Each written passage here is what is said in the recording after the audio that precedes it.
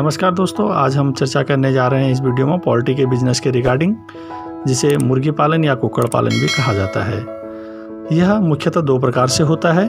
एक तो होता है चिकन से रिलेटेड यानी कि बॉयलरिंग, जिसका मीट मार्केट में बिकने को आता है, और दूसरा कहलाता है लेयरिंग यानी कि अंडे उत्पादन के लिए जिनका यूज होता है। तो हम इस वीडियो में मुख्यतः चर्चा करने जा रहे हैं पोल्ट्री का बिजनेस करने के रिगार्डिंग किन किन बातों का ध्यान रखना होता है और उसकी मार्केट और उसकी लागत को न्यूनतम कैसे रखा जा सकता है। जब हम पोल्ट्री के धंधे को लगाते हैं तो इसमें सबसे बड़ा खर्चा होता है प्रोजेक्ट का। प्रोजेक्ट कॉस्टिंग में देखो दोस्तों, फीडर भी आता है और मुर्गी बाड़ा कहते हैं जिसको, वो भी आता है।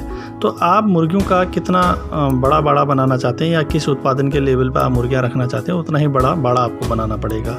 अब जहाँ तक दोस्तों फीडर की बात आती है, कई लोग जब बड़ी मात्रा में मुर्गी उत्पादन करते हैं, मुर्गी पालन का काम करते हैं, तो वो फीडर मशीन भी खुद रखते हैं। तो मेरी ये सलाह है कि अगर आप छोटे लेवल से काम करने जा रहे हैं तो इनिशियली आप फीडर का काम मत कीजिए, आप सीधे ही बाहर से फीड लाके सिर्फ चिकन को रेज करने का काम कीजिए। जब आप मुर्गी पालन का काम करते हैं, जब आप इसका बाड़ा बना रहे होते हैं, तो दो तीन चीज़ें देखिए दोस्तों। इसमें कम से कम कॉस्ट लगे इस ढंग से इसको रेज करना है।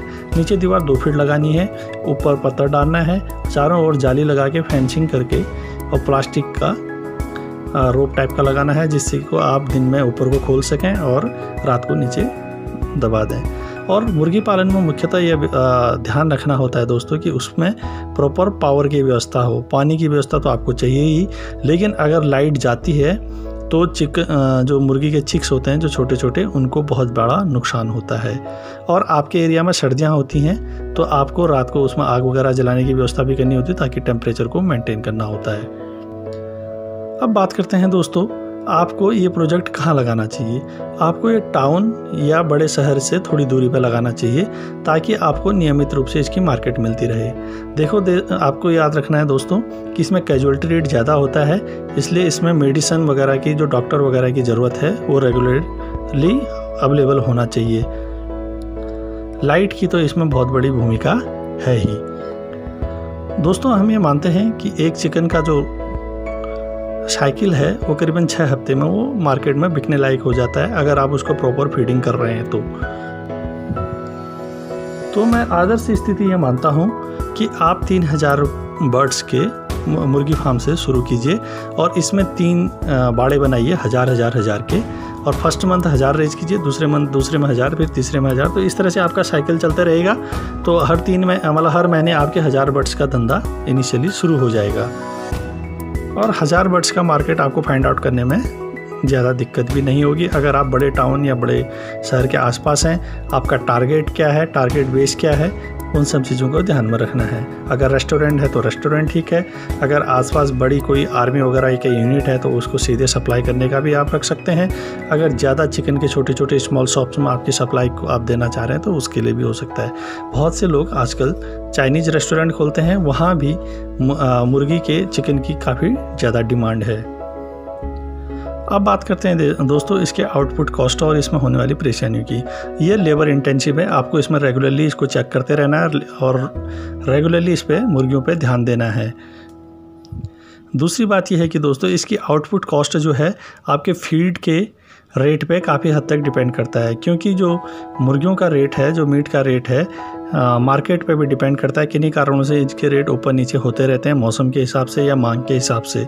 तो आपको उन चीज़ों पे भी आपका मुर्गी पालन का असर होता है। लाइक नवरात्रि में भारत में कम मुर्गियां बिकेंगी, जाहिर सी बात है, या कोई बर्ड फ्लू की बात हुई तो फिर कम बिकने लगेंगी।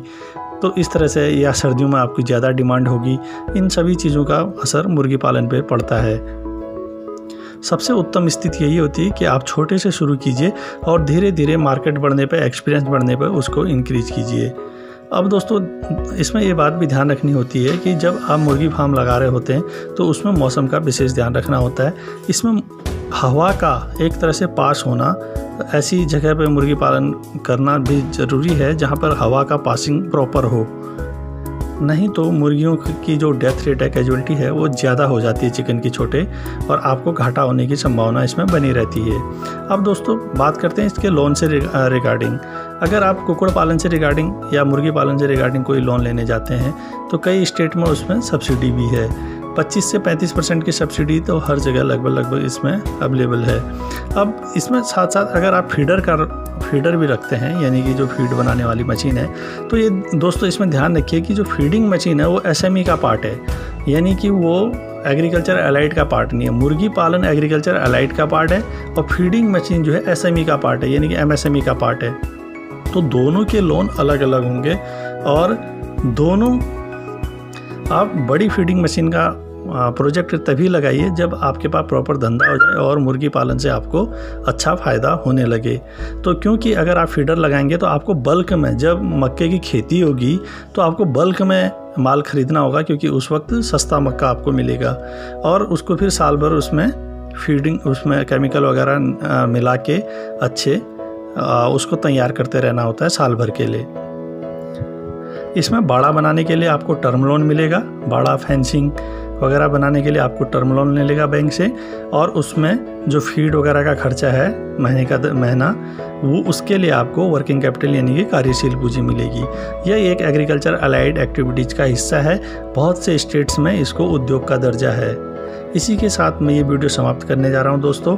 अगला वीडियो मैं लेयरिंग पे बनाऊँगा, इसी पोल्ट्री के धंधे पे। इसी के साथ मैं वीडियो समाप्त कर रहा हूँ। धन्यवाद।